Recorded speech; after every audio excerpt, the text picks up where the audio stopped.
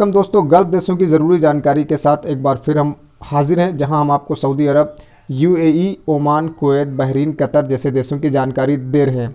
आज दोस्तों हम बात करेंगे इंडिया से सऊदी के लिए जो लोग जा रहे थे वाया दुबई होकर और इस समय अभी भी दुबई में फंसे हुए हैं, दुबई में रुके हुए हैं, उनके लिए यूएई हुकूमत की तरफ से क्या दिशा निर्देश जारी किए गए हैं, क्या फरमान जारी किया गया है। इसके अलावा दोस्तों इंडिया सऊदी फ़्लाइट या इंडिया कुवैत फ़्लाइट को लेकर क्या प्रगति हुई है। इसके अलावा कुवैत के विदेश मंत्री का भारत जो दौरा हुआ है उसके बारे में आपको न्यूज़ देंगे। इसके अलावा दोस्तों इंडिया से सऊदी अरब के लिए वाया ओमान या वाया नेपाल को लेकर क्या अपडेट है वो भी बताएंगे। साथ में ही इंडिया से सऊदी अरब फ्लाइट के लिए आप ट्विटर पर किस तरह से ट्वीट कर सकते हैं वो भी आपको बताएंगे।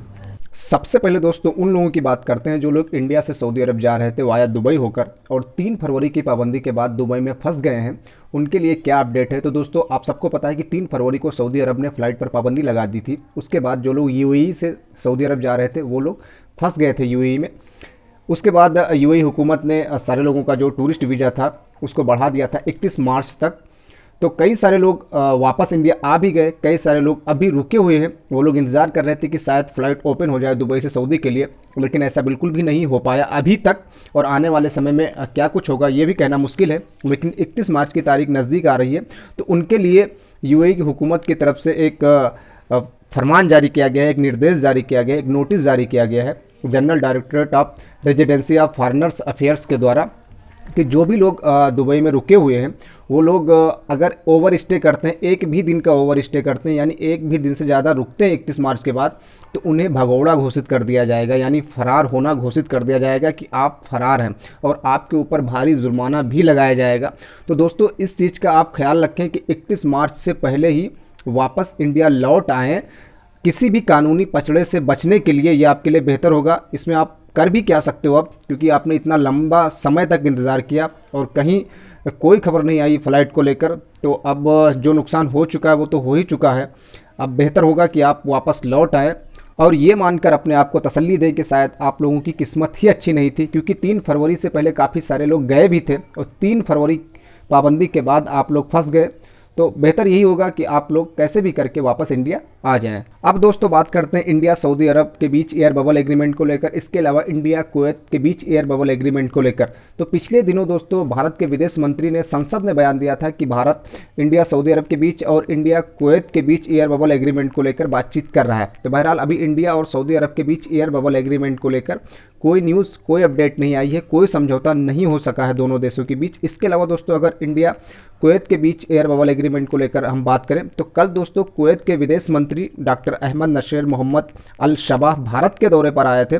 कि उम्मीद है दोस्तों भारत का उनका ये दौरा कहीं ना कहीं एक अच्छा संकेत है, एक अच्छी खबर है दोनों देशों के बीच फ़्लाइट को लेकर।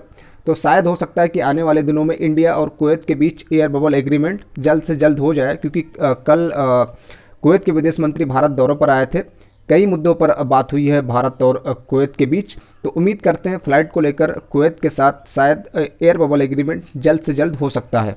अब दोस्तों बात करते हैं उन लोगों की जो लोग वाया ओमान या वाया नेपाल होकर सऊदी अरब जा रहे हैं या जाना चाहते हैं। तो अभी तक दोस्तों वाया नेपाल या वाया ओमान जाने में कोई दिक्कत नहीं आई है, कोई परेशानी नहीं आई है। लेकिन आने वाले समय में क्या होगा ना आपको पता ना हमें पता, क्योंकि कई सारे देशों पर सऊदी अरब ने पाबंदी लगाई हुई है। इसके अलावा दोस्तों दुबई का रिजल्ट तो आप देख ही चुके हैं। तो ये बहुत ही रिस्की है, ये टोटल आपका रिस्क होगा। अगर आप इतना रिस्क ले सकते हैं सऊदी अरब जाने के लिए वाया ओमान या वाया नेपाल तो आप जा सकते हैं, जाने में कहीं कोई रोक नहीं है। अभी तक तो कहीं कोई प्रॉब्लम नहीं है, लेकिन आने वाले समय में क्या होगा किसी को नहीं पता है। तो बहरहाल ये आपका अपना रिस्क होगा। अगर आप जाना चाहें तो वाया ओमान या वाया नेपाल होकर सऊदी अरब जा सकते हैं।